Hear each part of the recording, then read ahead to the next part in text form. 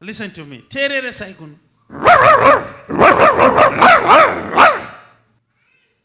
Pane chamanzwa ere?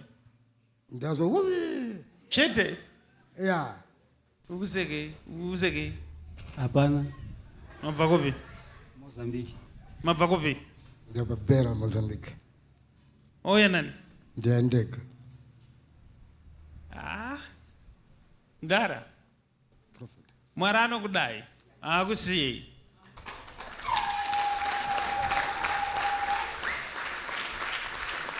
Makadi baba. Nani Prophet. Mwara kutirisa kanaka mabva kupi? Ndabva Mozambique.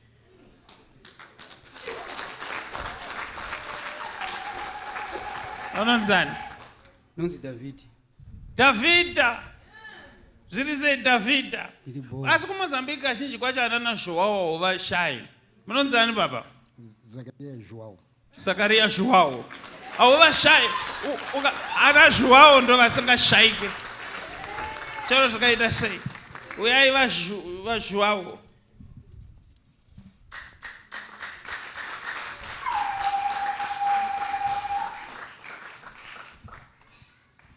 VaJoao nditeerere sei? Okay, Prophet. Makambonzwa anonzi Shanda. Shanga Chishana. Chishana. Shanda. Shanda chete. Shanda. So Chishana ni sekulu kabala amewa. Aiwa, anisuda udaro. Indati Shanda as a profession.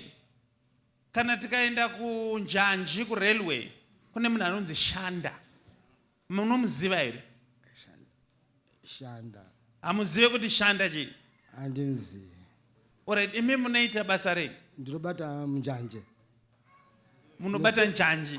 Nseza njanji. Muchiitei? Kushanda basi.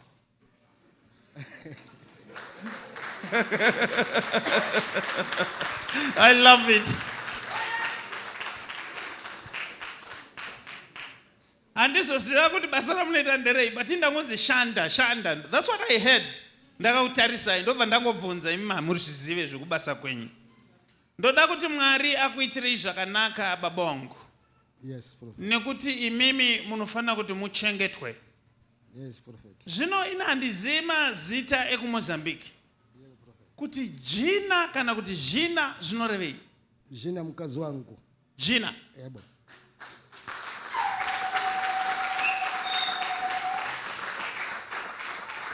Now I am looking in the realm of the spirit. Ndiri kunzwa imimi nemudzimai wenyu mugare zvakanaka, ndicho chinhu chekutanga. Yebo, Prophet. Asi dambudziko raminaro nderekuti mari dzenyu imimi dzinoita kunge dzinodyiwa. Mukabata mari inobhururuka mumaoko menyu. Anditi 1 hour. Hamuite 1 hour nayo.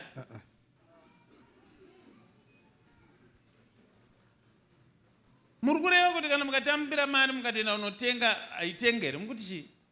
Prophet ndakashaya kutenga scarf ipapo penotambiriralo. Fuka nyumba yachina mali.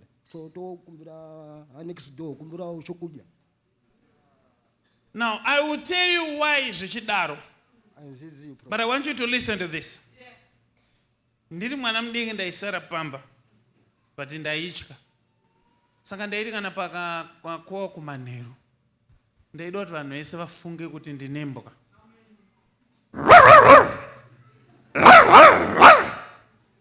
Saka vanhu vaifunga kuti pane kambwa. Inobva ndafunga kuti zvangu zviri right. Listen to this, Papa. Listen to me. Terere saikuno.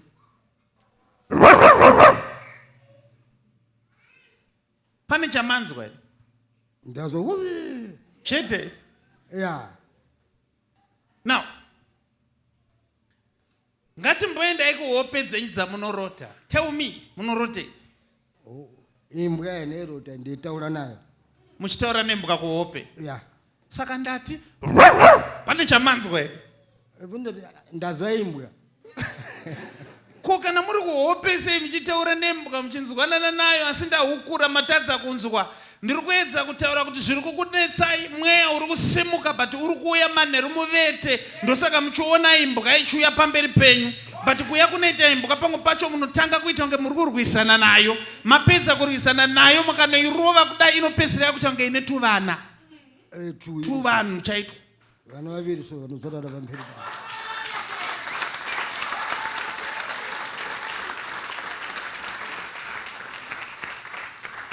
Kuno kuti unopinda muhope dzako.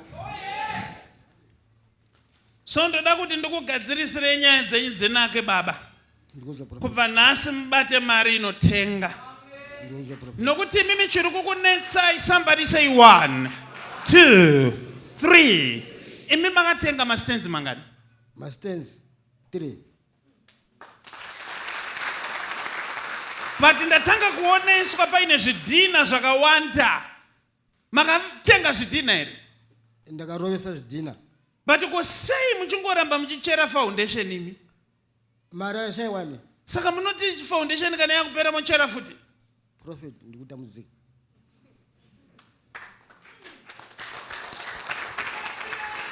Kune wese arida kuvaka ndinovhurira mafinances nezita raJesu. Gore rinesati rapera vaka ugopedza nemwedzi 3. Ndavhura mafinances enyu baba. Makugona kunovaka. Muchavaka dzimba dzenyu dzigopera dzese. Mazvinzwa? Ndikuza Prophet. Asi mukadzi anokushora shora here? Zvinaka. Speaker too. Speaker chayo. Anokushorai.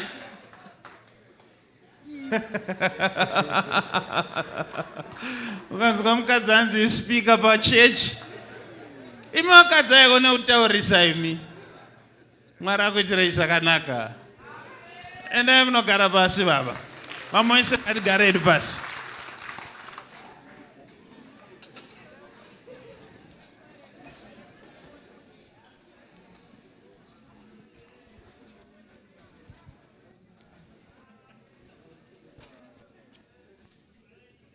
Iwe wakamboenda kuMozambique here mai manje? Hongu. Kuno. Goodness and mercy